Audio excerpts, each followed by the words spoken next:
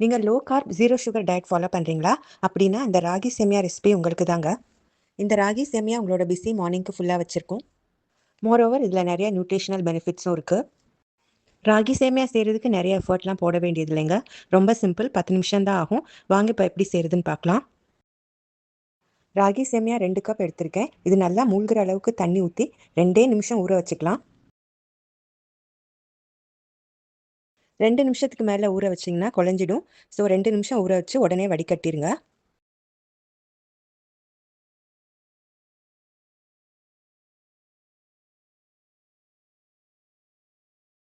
ஊற வச்ச ராகி சேமியாவை இந்த மாதிரி இட்லி தட்டில் பரப்பி வச்சு 10 நிமிஷம் வேக வச்சுக்கணும்.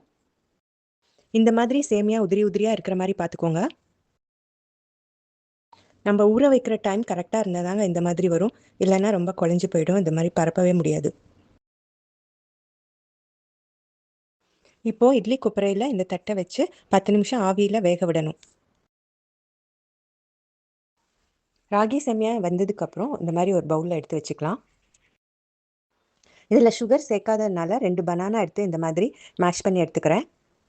ரொம்ப கூலாக மேஷ் பண்ண தேவையில்லை. ஒரு 50% மேஷ் பண்ணால் போதும்.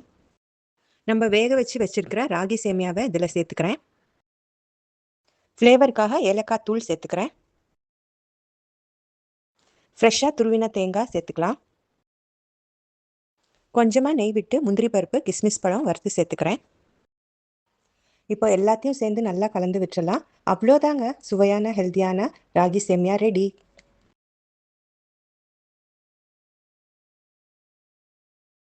வீடியோ பிடிச்சிருந்தா லைக், கமெண்ட், ஷேர் பண்ணுங்கள். அப்படியே என்னோட சேனலையும் சப்ஸ்கிரைப் பண்ணுங்கள் ஃப்ரெண்ட்ஸ். தேங்க்யூ.